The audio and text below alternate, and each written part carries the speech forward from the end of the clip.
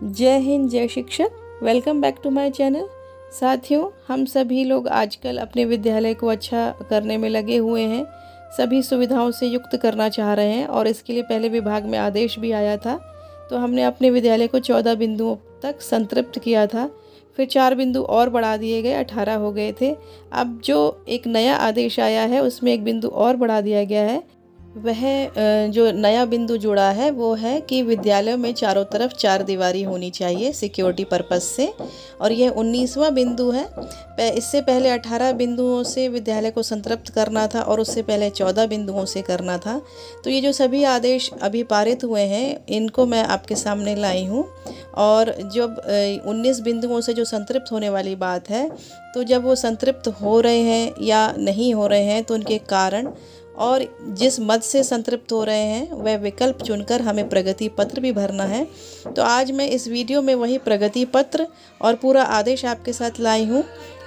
उम्मीद करती हूँ आपको वीडियो अच्छा लगेगा। अच्छा लगे तो इसे लाइक और शेयर ज़रूर कीजिएगा। इसकी PDF भी मैं इसके डिस्क्रिप्शन में दूंगी, तो आप वो पूरा आदेश वहाँ से देख सकते हैं और प्रगति पत्र को डाउनलोड भी कर सकते हैं। तो चलिए शुरू करते हैं अपना वीडियो। अब ये जो 19 बिंदु पर विद्यालय का कायाकल्प होना है, तो ग्राम पंचायतों में परिषदीय विद्यालयों में 19 मूलभूत अवस्थापना संबंधी सुविधाओं के संतृप्तिकरण हेतु कार्य के प्रारंभ होने की प्रगति, विद्यालय का विवरण।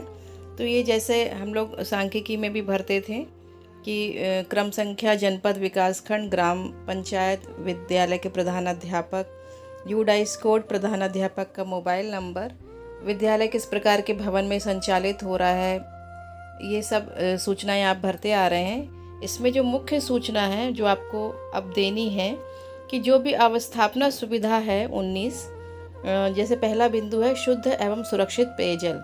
संतृप्तिकरण की स्थिति क्या है, संतृप्त है कि नहीं। यदि संतृप्त है तो किस मद से संतृप्त है, उसमें मद के नाम दिए हैं, आपको वहाँ पर टिक करना है। जैसे बेसिक शिक्षा विभाग मद से पहला पॉइंट है इसमें।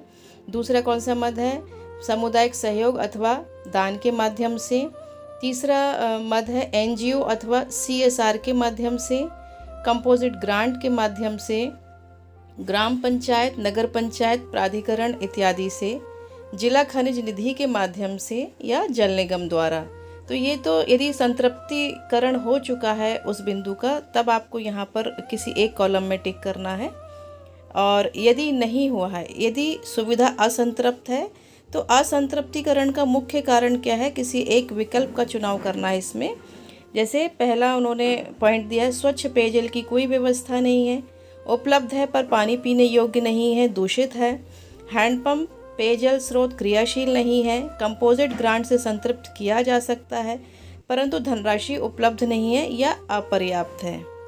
असंतृप्तिकरण की स्थिति में अवस्थापना सुविधा को क्रियाशील निर्माण हेतु संभावित व्यय के किसी एक विकल्प का चुनाव करें। यदि वो असंतृप्त नहीं हो पा रहा है, यदि वो संतृप्त नहीं हो पा रहा है तो उसके लिए कितना पैसा और चाहिए। इसमें उन्होंने दिया है कि रुपये 10,000, 25,000, 50,000, 75,000 या 1 लाख या मोर देन 1 लाख, यानी कि 1 लाख से ज़्यादा। तो इस तरह के सभी जो 19 बिंदु हैं उसमें संतृप्तिकरण किस मद से हुआ है ये बताना है, और संतृप्तिकरण नहीं हो पाया है तो क्यों नहीं हो पाया, इसका मुख्य कारण क्या है। जैसे कि दूसरा पॉइंट है बालक शौचालय। संतृप्तिकरण के मद वही हैं, लेकिन असंतृप्तिकरण में कारण बदल गए हैं कि शौचालय की कोई व्यवस्था नहीं है, शौचालय अत्यधिक गंदगी के कारण प्रयोग नहीं है, शौचालय क्रियाशील नहीं है, कंपोजिट ग्रांट से संतृप्त किया जा सकता है परंतु धनराशि उपलब्ध नहीं। तीसरा जैसे बालिका शौचालय, तो इसमें भी वही असंतृप्तिकरण के कारण है। शौचालय मूत्रालय में नल जल आपूर्ति, इसमें असंतृप्तिकरण का कारण है कि पानी की कोई व्यवस्था नहीं है, व्यवस्था है पर क्रियाशील नहीं है। पानी की व्यवस्था बाल्टी के द्वारा बाहर से की जाती है। टॉयलेट यूनिट के अंदर पानी से भरा ड्रम, सीमेंट टैंक, प्लास्टिक टंकी हैं। कंपोजिट ग्रांट से संतृप्त किया जा सकता है परंतु धनराशि उपलब्ध नहीं है या अपर्याप्त है। तो इसी तरह ये जो पूरे 19 बिंदु हैं जो हमें अपने विद्यालय में संतृप्त करने हैं, इनके संतृप्तिकरण के मद और असंतृप्तिकरण के कारण आपको यहाँ पर एक कॉलम में टिक करना होगा।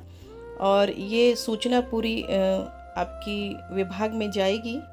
तो यदि आपका विद्यालय संतृप्त हो चुका है तो आप इसे इजीली भर सकते हैं, और यदि नहीं हुआ है तो आपको इसका कारण बताना है, और कारण बताने के बाद ये एस्टीमेट भी लगाना है कि उसको संतृप्त करने के लिए आपको कितना धनराशि की आवश्यकता और होगी। और यहाँ यह भी ध्यान रखना होगा कि विशेष रूप से ये उल्लेखनीय है कि उक्त प्रारूप में अंकित 19 मूलभूत अवस्थापना सुविधाओं में संतृप्तिकरण से तात्पर्य उनकी सुचारू क्रियाशीलता से है। मात्र सुविधा की उपलब्धता को क्रियाशीलता संतृप्त मानते हुए संतृप्त चिन्हित नहीं किया जाएगा। यानी कि वो सब जो भी हमने कायाकल्प के अंतर्गत कार्य किए हैं विद्यालय में, तो वो सुचारू रूप से क्रियाशील होना चाहिए। ये ना हो कि केवल दिखावे के लिए है कि हाँ ये शौचालय है, ये मूत्रालय है, लेकिन वो सब क्रियाशील भी होना आवश्यक है। यदि विद्यालय में उक्त अवस्थापना सुविधाओं में से किसी भी अवस्थापना सुविधा के संतृप्तिकरण हेतु कोई कार्य प्रारंभ नहीं हुआ है, तो कार्य प्रारंभ न होने का मूल कारण क्या है, किसी एक विकल्प पर आपको टिक करना है। जैसे सबसे पहला कारण उन्होंने पूछा है कि अवस्थापना सुविधाओं के संतृप्तिकरण हेतु 1 सप्ताह के भीतर कार्य प्रारंभ हो जाएगा, तो यहाँ टिक करेंगे। दूसरा, विद्यालय विकास योजना निर्मित ही नहीं की गई। तीसरा, विद्यालय विकास योजना का ग्राम पंचायत विकास योजना में सम्मिलित ही नहीं किया गया है।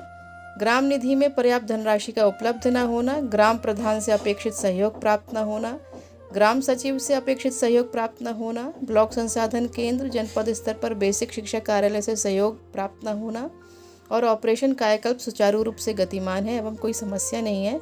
तो यहाँ पर आपको किसी एक विकल्प पर टिक करना है। तो इससे संबंधित जो पूरा आदेश है वो मैं इसके बाद आपको दिखा रही हूँ, और आप चाहें तो PDF में भी इसको देख सकते हैं।